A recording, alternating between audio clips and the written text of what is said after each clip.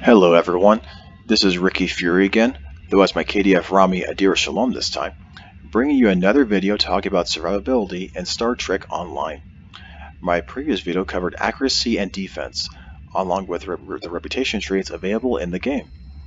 This video will go over the particular consoles that you will need to pay for, whether by Zen, Lobi, or take a chance at Lockboxes or buy them off the exchange in order to attain them inside the game.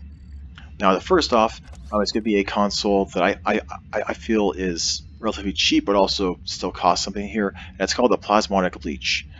Now, for KDF characters and KDF aligned Ramis, this is from a Tier 3 ship called the Vandal Destroyer. Now, it only costs 1,000 Zen, which whenever you consider that a lot of the better consoles in the game come from a lot of your Tier 6 ships that cost 2,500 or 3,000 Zen. 1,000 Zen is a lot cheaper. And also, if you are KDF or KDF Rami and you have multiple characters of that faction, you're able just to buy the ship once, and you're able to get that console for free for all of those characters. Now for your Federation characters and for your Federation Romulan characters, you're able to get this off the exchange relatively cheap as well. Anywhere typically between 1 million and 3 million credits. So it's not something that really costs a ton of money. It's just something that a lot of people use, and that is really nice to have for a lot of your energy DPS builds, as well as your energy tank builds, especially your energy fire at will builds that most tanks will use. So yeah, for most tanks, this is just about a must-have console to have. It is technically pay to win type of console, but it's relatively cheap to find on the exchange.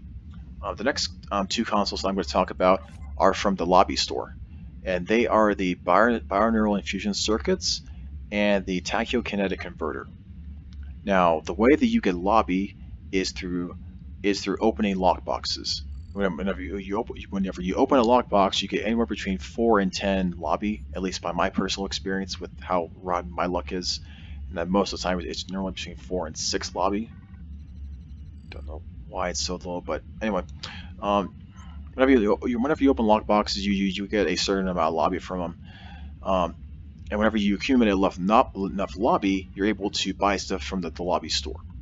Now, basically all of the consoles inside the Lobi store cost about 200 Lobi. So each one of these two consoles each cost 200 Lobi. And the way that you open lockboxes is through items called master keys, which you ideally want to buy. Well, if you're going to buy them through Zen, you'll want to buy them whenever they're on sale, and ideally whenever it's the master key 20 pack, so that you're also getting some upgrade stuff for free, so that you're able to upgrade one of those really hard to upgrade consoles on your ship, or like your deflector dish, warp core, something like that, or one of your weapons that's being stubborn to upgrade. You're able to just upgrade it to epic for free. And you ideally want to do this on a sale set. These are just cheaper, or you just buy like master keys off of the exchange. However, master keys typically cost between 4 and 5 million energy credits each, so they're not particularly cheap either. Now, in terms of like energy credit to Zen things, master keys are a bit cheaper than other things on the exchange, but it's still one of the more expensive ones to try to get and try to grind out to get these things. Both of these provide a lot of control expertise. They both provide a decent amount of crit severity. This one provides some crit chance alongside that, and it's a flight turn rate. This one, instead of crit chance, it gives you some more max hull capacity. They're both very good DPS as well as very good survival consoles, which is why for most DPS or survival builds, if you can afford it, I would highly recommend grinding the Lobi in order to get these things. If you're willing to pay the in-game stuff in order to get it. The third console that I feel is kind of another pay-to-win that is kind of well, a lot of people call this a must-have. I don't consider this a must-have, but it's definitely high in terms of priority in order of consoles to get. It's called the Dynamic Power Redistributor Module, or DPRM console. This is from the Federation Prototype Dreadnought Cruiser, I believe is what it's called.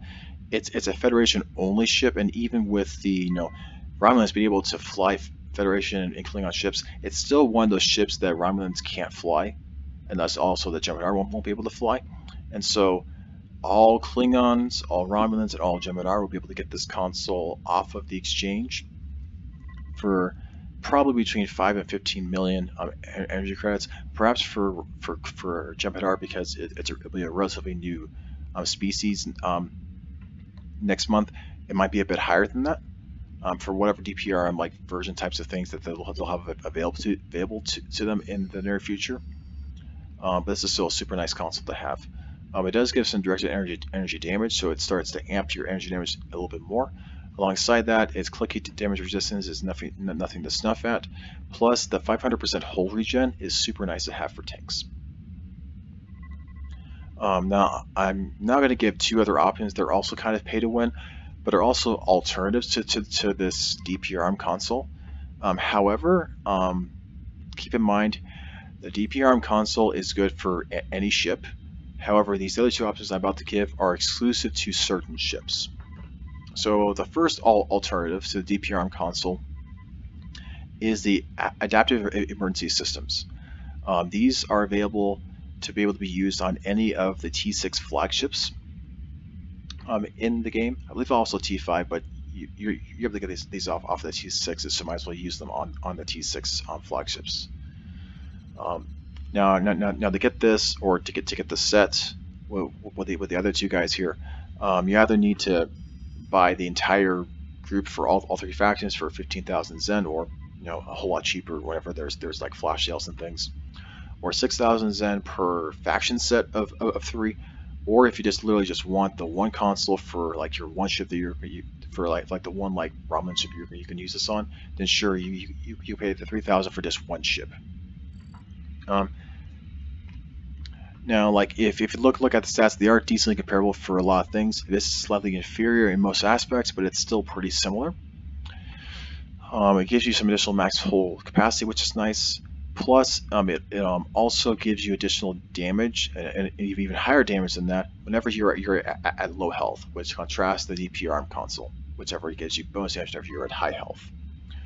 So there are a lot of, well, at least some people, I'm pretty sure, that what they'll do is, combined with this 3-set bonus, is what they'll do in their T6 scimitars is they'll intentionally get their hull low and their shields low, and they'll just keep on firing at the enemy whenever they're at low health, so that they'll get stacks of additional bonus all damage.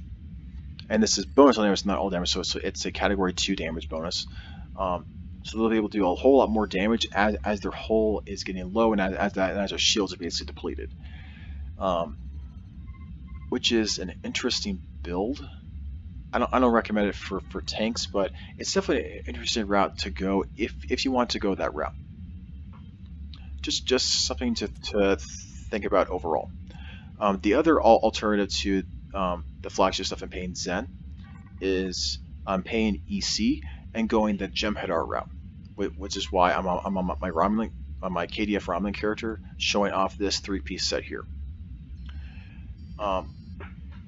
Now for these other two consoles, inside the set, you get one from the Jem'Hadar Tactical Escort and one from the Jem'Hadar Dreadnought Carrier. They're both T6, and then this guy, the big daddy of the whole set, is the Dominion Defense Screen. Now, alongside crit chance and crit severity, the Clicky gives you a 95% shield resistance. Now, to try to nerf this slightly, what Cryptic did was they add alongside this that firing weapons reduces the ability's duration by 0.5 seconds per firing cycle. However, whenever you have the 3-piece bonus, that passive for Dominion Defense Screen of attacks lowering the duration goes away. Not to mention that you get another 20% all damage added to this stuff, plus some more accuracy and defense with the consoles and things. So in terms of like a three-piece set, especially for a Gem Head R ship, I do consider this pretty comparable to this, simply because, instead of the all damage resistance, you're getting a ridiculously insane amount of shield resistance for 20 seconds. Now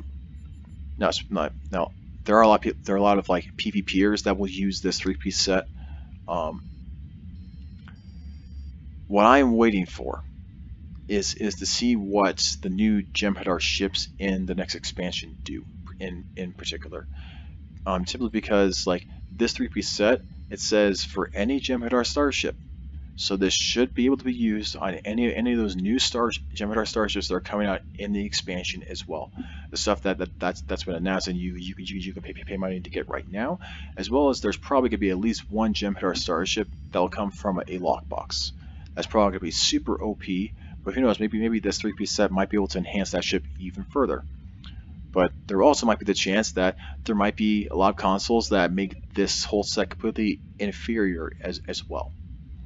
I mean, it just depends upon what type of stuff comes out to really know for sure. And so because of that, I mean, if this becomes OP on one of those other starships, the Gem Head R Recon ship or Gem Head R Strike ship, they might skyrocket in price, because the Gem Head R Recon ship or Gem Head R Strike ship is where you get the Dominion defense screen from. And these ships are at least right now, are anywhere between 1.1 and 1.3 billion credits. I managed to get this ship whenever there was a lot of these things trying to be sold, and so one of the guys tried to undercut everyone else and was selling his for 900 million energy credits, and so I bought this ship up because I'm like, hey, for 900 million energy credits, I'm willing to pay the money to get this ship just to try it out at least. And it's a nice tactical ship. I'll give it that at least. But yeah, that's it for the stuff that kind of like is comparable to the DPRM console. In terms of other stuff that is good, there's kind of some honorable mentions. First off is the secondary shield projector. This guy is the expensive one for Romulans. For KDF characters, it's still cheap, so if you want this particular two-piece bonus for DPRM and secondary shield projector, going KDF is definitely the way to go. Getting one of the other consoles with a DPRM console, the initial set bonus is that it gives you additional 33% of phaser, disruptor, or plasma damage. Kind of like going with the theme of like that, because that was the three main factions at the time: phaser for Federation, disruptor for Klingons, and plasma for your Romulans. But yeah, the secondary shield projector gives you additional shield resistance passively, which is nice. The secondary shield extend secondary shields kind of sucks because those secondary shields don't have the shield resistance that your ship has. It's like just flat shields with no resistance. However, I guess it does make sense because it is to your entire team to give some temporary secondary shields to everyone. So I guess that's okay.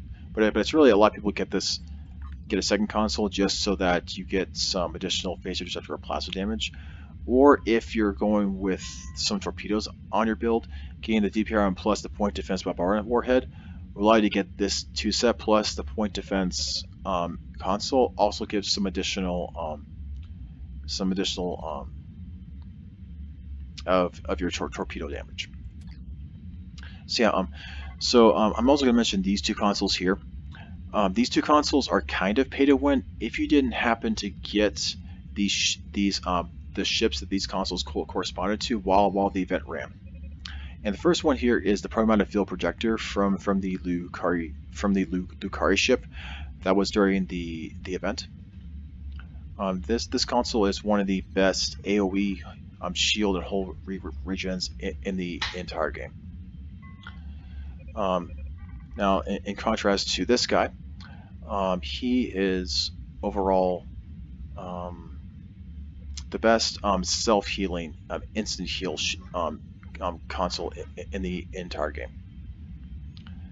And combined with the Cabalic Warp Core, which has an instant shield repairing of disabled shields, combined with an insane amount of shield regeneration to yourself and nearby allies. this is a pretty nice combination of warp core and console that you can get from any ship for tanks. If you're someone that is super lucky with Phoenix lockboxes and manages to get an epic token and doesn't have either of these ships with their consoles, I would highly recommend to get the Kabali ship, just because the warp core combined with the Kabali regenerative sectary field console are both super nice. And it's this core combined with this that makes this set on par with the Lucari Reputation 4 piece. The difference being that if you happen to have the Kabali ship, it's a lot easier to have a super high-end tank build versus like the Lucari one, which you have to get like 20 of these things for these prone matter microtainers in order to get a good four-piece space set. When with the Kabali one, you just get that warp core from the ship, and then you just run dust to dust 3 times, and you have the other 3 pieces of the set. So yeah, that's about it for the pay-to-win consoles in the game. Hopefully, for those of you who are relatively new to the game, hopefully you learned something from this, and those are things to look out for the future. Thank you all for watching, and enjoy the rest of your day.